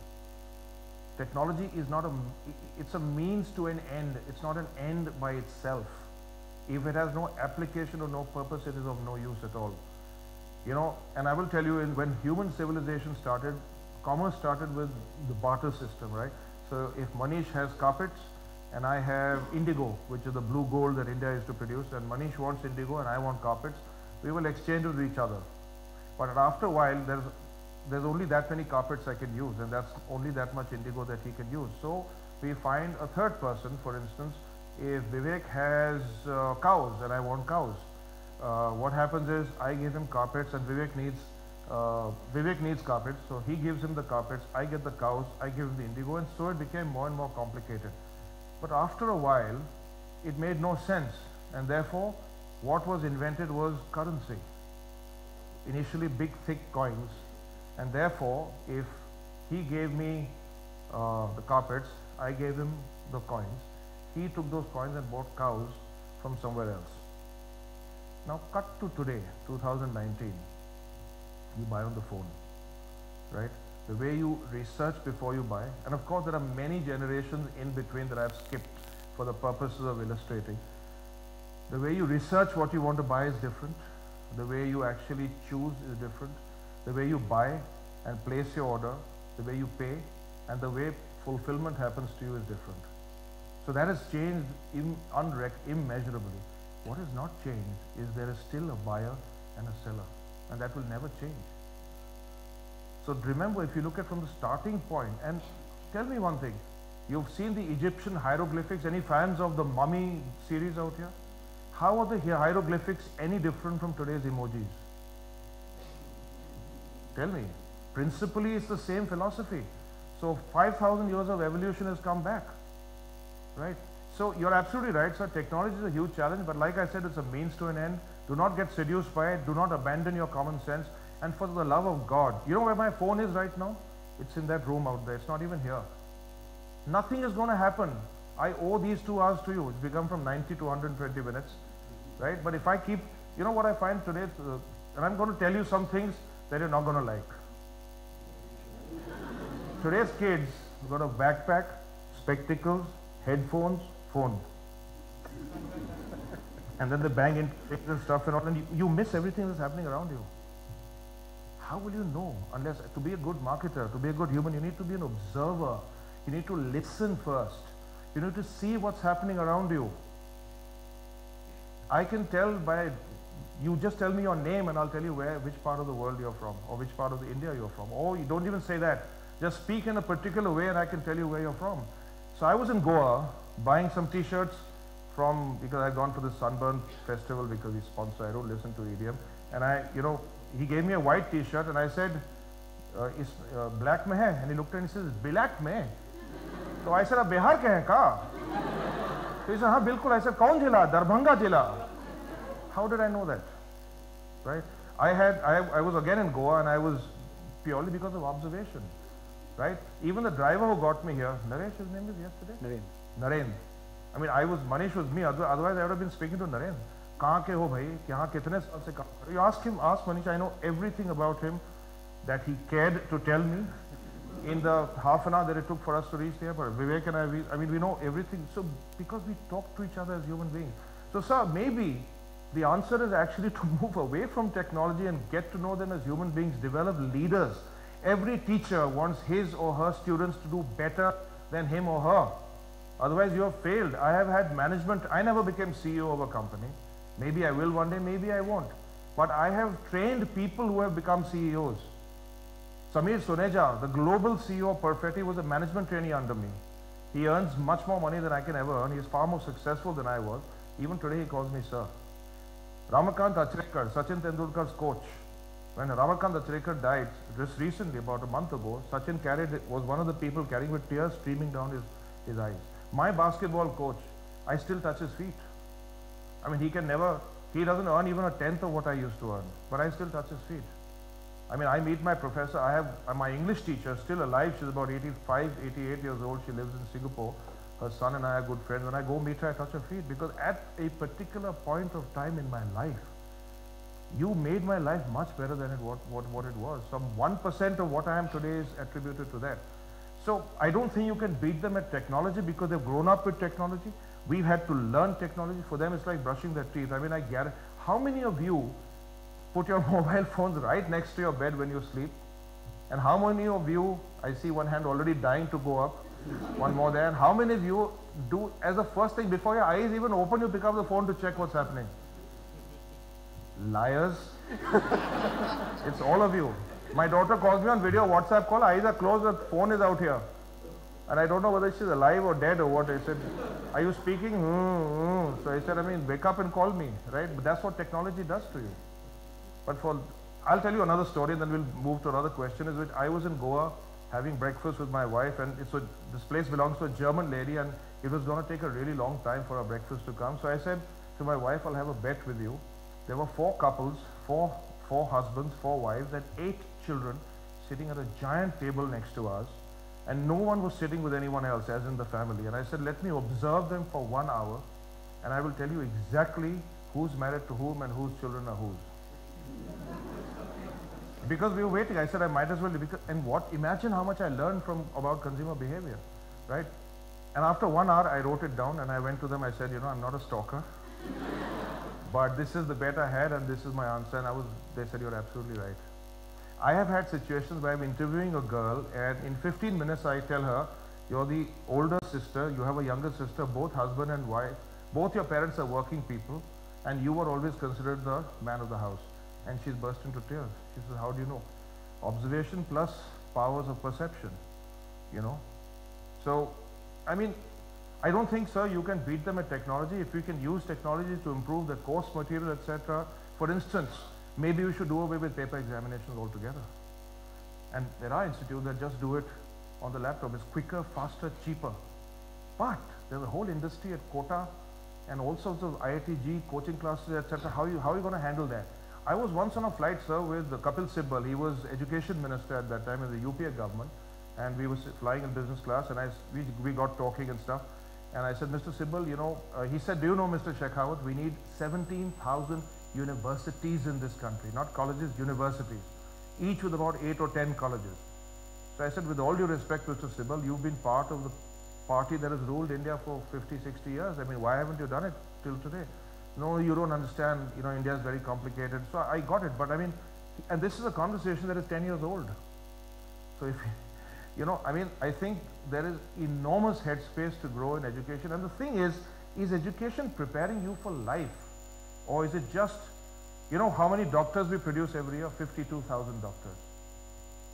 I mean, for a nation of 1.3 billion, that's an abysmally low number. We produce 3.5 lakh MBAs. We produce 1.5 million engineers every year. And my numbers are 2 years old. I had done this for a Heineken presentation. 1.5 million engineers. Where are the jobs? The government has created 3.79 lakh jobs in the last 2 years. And then you add AI, machine learning, etc. So I think, for instance, the education system needs to have a huge vocational training program. Why can't we train people to be plumbers, to be electricians, to be drivers, to be, I don't know what, I mean, you know, mechanics and in a formal system. That formal system doesn't exist today.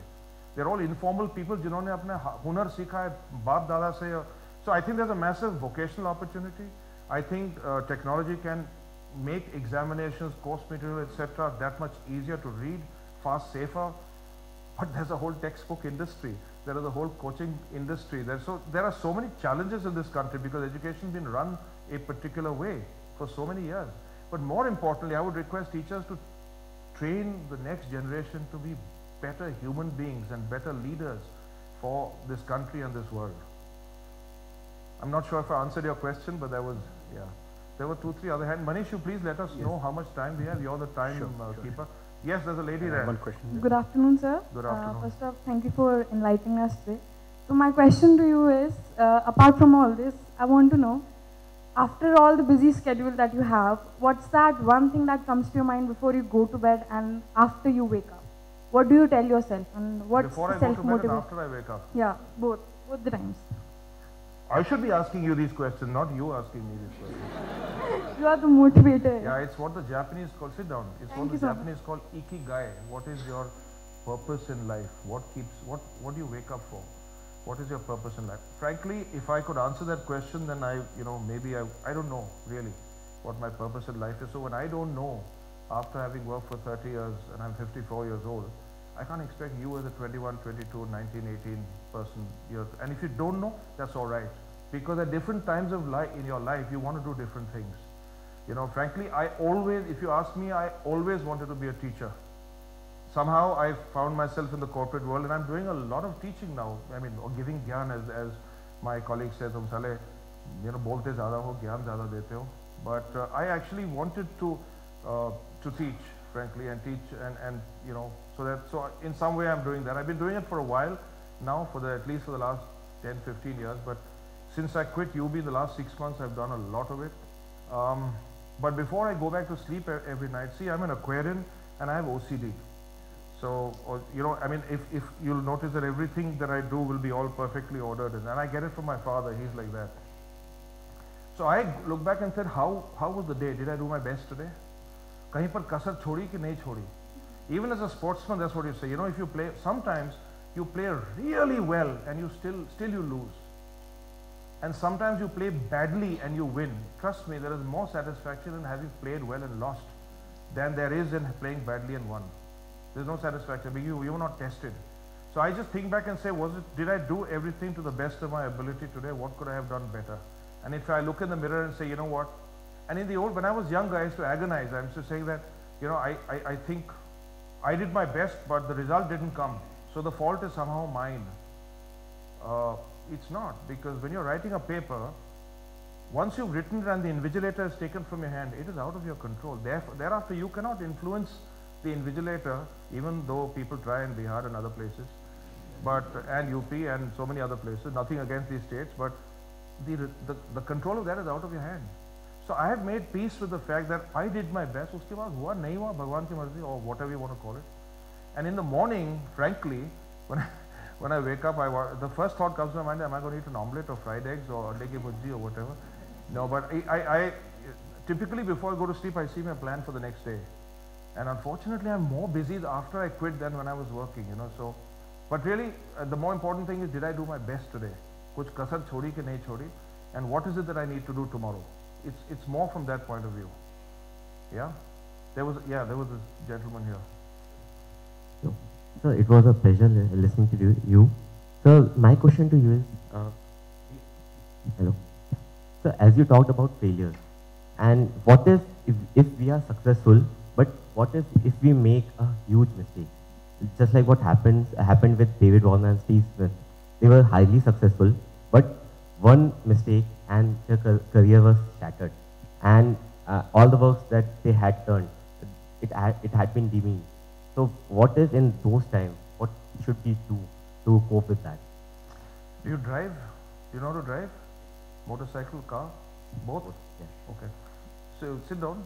So let's say you're at a red light. It's 12 o'clock at night. There is no traffic, there's no policeman, there's nothing. CCTV cameras in India don't work. And you have about another 30 seconds to go. Will you jump the red light or will you wait? Think before you answer. Be honest. Be honest. Yeah, exactly. That's full marks for honesty and also full marks for stupidity. The point is, okay, now let's cut. What's your name? Naveen. So Naveen, now let's assume that your girlfriend is in the car with you. Right? Will you still jump the red light? Why not? Why not? Exactly. Now let's assume your girlfriend is now your wife and you have 2 children in the car with you. Will you jump the red light? No.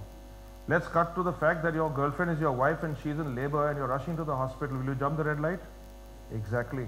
My point is, why should the context change your behavior?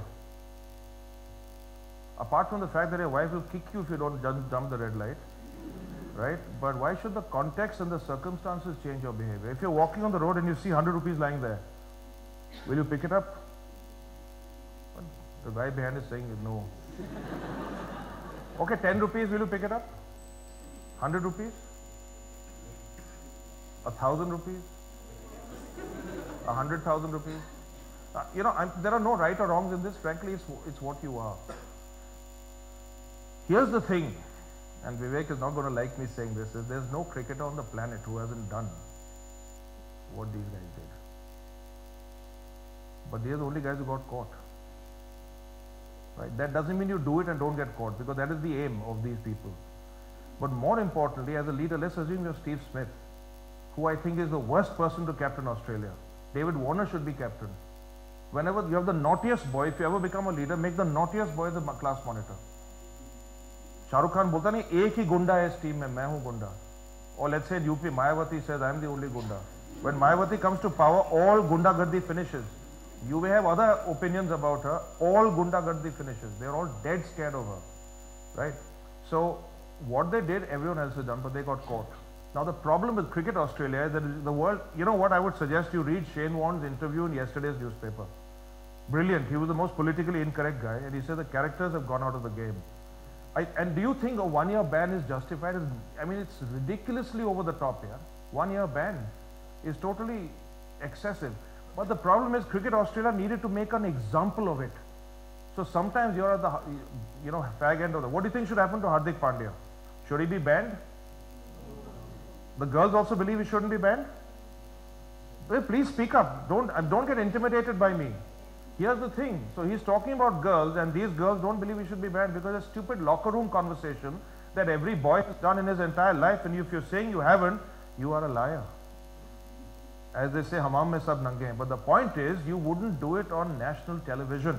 And how about Karan Johar? Why isn't anyone censuring him for manipulating 2 young boys? And say he's carrying on, nothing happened to him. He's just carrying on with his life. Hardik Pandya didn't locked himself in his room for 14 days, didn't step out, didn't do anything. Right? And then he came and he's done reasonably well. And Rahul to a poor chap is, you know, still struggling. So sometimes they need to make an example out of it. Thank God the Indian, now they have said that they will do an inquiry, etc. Maybe hand him a 1-match ban or some money or something like that. But even Steve Smith, I think they should have been banned maybe for a couple of matches, a couple of months, and some $5–10 million fine. By the way, that's what Shane Warne has said, $10 million fine. But sometimes they need to make an example of it. Now the point is, before making that massive mistake, you should be like a chess player. Anticipate what will happen. Vivek was telling me last night about a story of Suresh Raina, where Ajay Jadeja was at the non-striker's end, right, Vivek ji? And I don't know who was the batsman? He was the batsman, right? And this Suresh Raina bowled to him, And you know, when you're a non-striker, you start taking a start, you're out of your crease. And it was caught and bowled. And what Suresh Raina did was, he caught the ball here, and he ran out Ajay Jadeja. So that the non-striker's end. Because Jadeja had backed up. Rather than getting that wicket of the weaker batsman, he got the wicket of Ajay Jadeja. Or you saw how Dhoni ran out Jimmy Neesham in the last game. It's situational awareness. So think 2 steps ahead before you respond or before you do anything. So a similar question was asked to me by a student at IFMR. He's saying, sir, what if you decide to go on one path in my life and suddenly something else appears that seems more attractive? What do I do? I said, well, first of all, that is called Tinder. Secondly, it's like Amazon, right? People are making fun of Jeff Bezos, right? Because his girlfriend and his wife are very similar looking. And Amazon keeps saying, if you like this, then there are similar things you may be interested in, right? So he's getting bajawed completely in the internet space. Of course, we make mistakes. But trust me, how important, are you a postgraduate student? What are you? You remember class 10 board exam results? How important are they to you today? But at that time, it consumed your existence. Similarly, class 12 board exam was the most important thing in your life. How much does it matter to you today? So if you read my interviews, very often I've said, you know, my philosophy of life, this too shall pass. Everything passes, you know, so what, even a massive mistake you made in hindsight, doesn't matter. How old are you, Naveen? 25. So if the 25-year-old Naveen met the 18-year-old Naveen, what would he say to him? Don't answer my question, just think about it.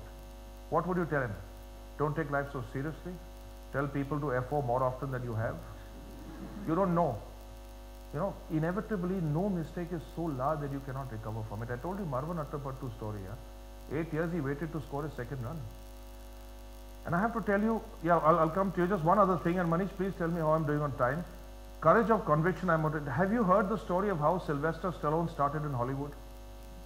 Some of you have, some of you haven't. I think it's pertinent to tell you the story. So Sylvester Stallone arrived in Hollywood in Los Angeles in 1970-71.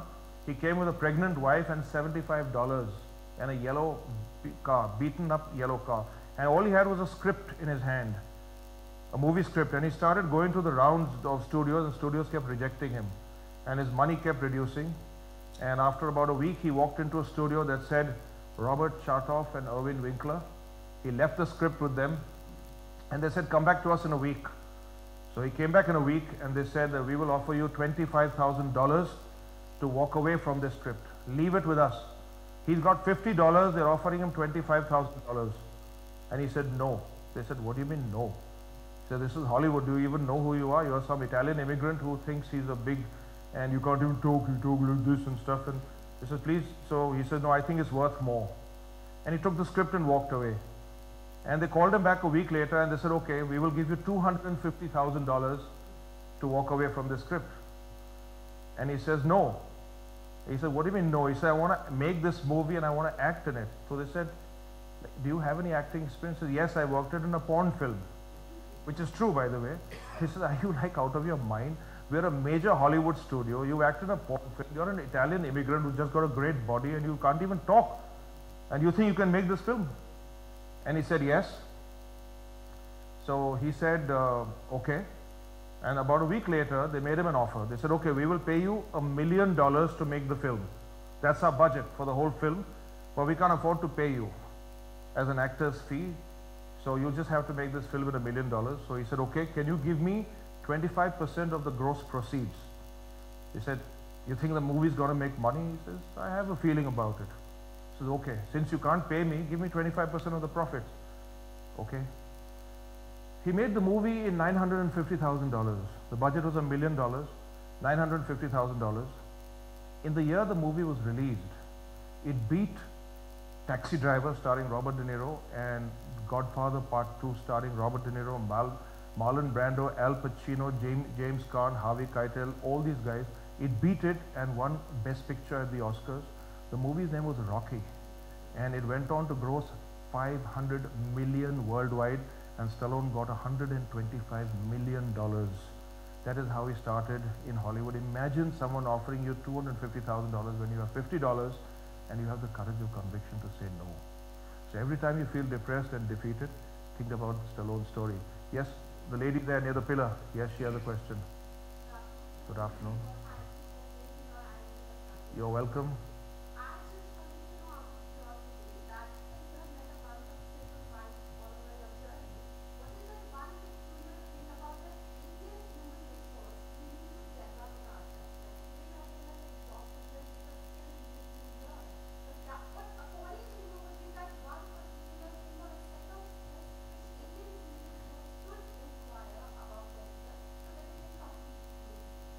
Are you an HR person?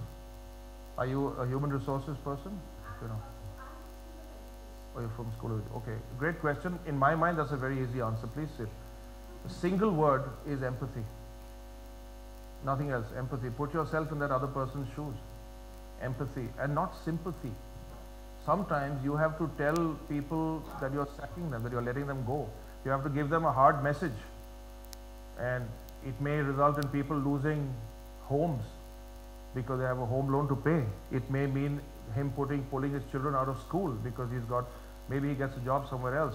So that's the other thing about with great power comes great responsibility, right? If I sack someone, I'm changing that person's life. Also, if I've hired someone, I'm changing his or her life, because people give up jobs in other parts of the city or country and come to work for you, basis what you said. You don't know that person's journey, you know? I mean, this is being recorded. I've told you many other interesting stories. What is your shoe size? What's your name? Richa. That's a great name, and I'll tell you why. Because I was going to tell you a story to answer your question, and the protagonist in the story's name is also Richa. What is your shoe size? 5. Mine is 10. Can you fit in my shoes? Can I fit in yours? That's exactly the point. As a human resource person or as an education, please sit, as an education person, you have to put yourself in the other person's shoes. You know what, there's an old African saying, if you want to make a friend, walk a mile in his shoes. Only you know then what his position in life is and where the shoe pinches and where it doesn't pinch. Your journey is very, so empathy, understanding where that person is coming from. You know, he or she may disagree with what you're saying, but that disagreement could be a product of his or her upbringing, the values, the culture, the education, their own childhood, their beliefs, anything. There's no right or wrong. And the reason I'm saying Richa is a great name is because there's a lady called Richa who was sacked by Anand Mahindra on Twitter. Richa Mishra, I think, was the Chief Diversity Officer at Tech Mahindra, where there was a man who worked in their team who was gay, and she made his life miserable with homophobic behavior, homophobic tweets, and constantly running him down to the extent that he left the company. And 2 years later, he complained. And her job is Chief Diversity Officer. That's exactly the kind of inclusiveness that she needs to show. But she let her personal beliefs and value systems override her professional responsibilities. By the way, that's another thing that you need to do. And I'm going to tell you the story of Harvey Weinstein and Asia Argento. Asia Argento, so she was sacked, by the way, and she will probably never get a job again, at least in that field. And she's just gone underground, right? And Anand Mahindra personally apologized to this man. And you know, this is 2019, man. It's not 1980. You know, things have changed a lot. If your child is 18 years old, she can run away and get married to whoever she wants to, and you can do jack about it, nothing about it. Think of it that way. The law will support them. Sometimes the law ties itself in knots, like in the Sabrimala case. We discussed that offline, frankly. But Harvey Weinstein was accused, amongst many other women, by a woman called Asia Argento, Hollywood actress. She was married to a celebrity chef who committed suicide called Anthony Bourdain. If you've heard of Anthony Bourdain, I mean, mad, highly creative, tattooed, etc. He committed suicide. Asia Argento is his wife. She accused Harvey Weinstein of sexual harassment. During the trial, it came to light that she had also sexually abused a 17-year-old boy who played her son in another film that she had done, and she had paid him $385,000 as an out-of-court settlement. Now you're the judge, or you're the jury that is judging Asia Argento in the Harvey Weinstein case. You cannot let that other case influence your thinking, because you're judging this case, not that one. The way a man or a woman dresses, behaves, past record, etc. has absolutely no bearing on the facts of this case. As a manager, very often you will have to make those decisions. You will have to make decisions on someone that you don't like, but is doing a great job. Are you going to sack that person because you don't like him? So as a manager, you have to learn to differentiate, keep your personal views on religion, politics, gender discrimination, sexual orientation away from your professional responsibilities. But empathy is the answer to your question. Yes, sir. Sorry, but we are running out of time. We can probably have... Can we take it offline? Or yeah, whatever? we can do that. We can do that after this session. Maybe one last question, since you made the effort of standing up. Sure, with sure. your permission. Please. Good afternoon. Okay. Very good. Are you from Darjeeling? From, oh, the happiest nation in the world. Right, I wasn't wrong with the latitude, off with the latitude and longitude a little bit. With Dorji's in Darjeeling as well, so I was a little confused. Please sit. By the way, I have played basketball with your king. He played with his headgear on, by the way, because a close friend of mine, his father was military attaché to Bhutan, and I had gone on holiday with him. So Jigme Wangchuk, right? I played basketball. He's about my age actually, but what an amazing man, their king. He demitted office and said, the monarchy is at an end and now we need to go for a democracy. Am I right on that? I mean, who does that, boss? And it's the world's happiest nation. So I think this is the best question. Please give him a big round of applause.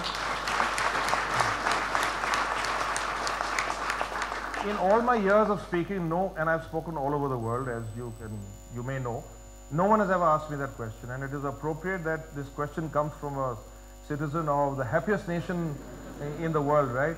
I think it's a great question. So I'm happier now than I was earlier, for sure. I think I'm happy to be rid of the politics and the negativity and the toxicity of many of the corporate world, frankly. So I'm definitely happier and healthier now than I was even as recently as 1 year ago. So let me put it this way, I'm probably at my happiest right now. But there's no end to it, right? You have to work towards happiness, because happiness, I put up a quote on Facebook which I really love, which is, happiness is like a cat. If you look for it, it will hide under the bed, under the cupboard, behind the door. But if you go about doing your business, it will come and it will rub itself against your legs or against your back, which I thought was absolutely brilliant. It's not like a dog, because dogs come to you straight away. The cat will not come to you. You have to just sit, and after a while the cat will come to you. So if you go about doing what you love doing, happiness is like a cat that's going to come and rub itself against you. So I'm happier than I was, for sure, and that's my pursuit, to be more and more happy. So frankly, I must tell you, hand on heart, being with you guys, talking to you guys, is probably the time when I'm at my happiest, which is why I'm doing this. But great question. Thank you so much. You've been an amazing audience.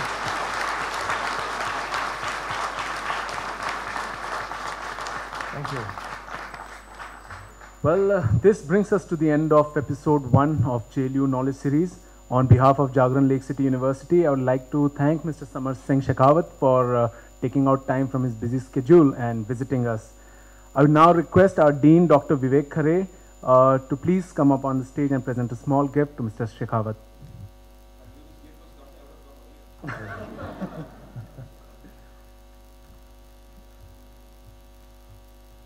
Sir, thank you. Thank you so much. So sweet. Thank you. Thank you. Well, moving forward, we will be conducting more such interactive and inspiring sessions in future, wherein we will be inviting many more such dynamic personalities like Mr. Sheikhawat to Jagran Lakecity University to share their knowledge and experience with us. I would like to thank our outreach partner, Global Shapers Community, for helping us spread the word about JLU Knowledge Series among its vast network of seasoned professionals. Thank you all and have a great day ahead.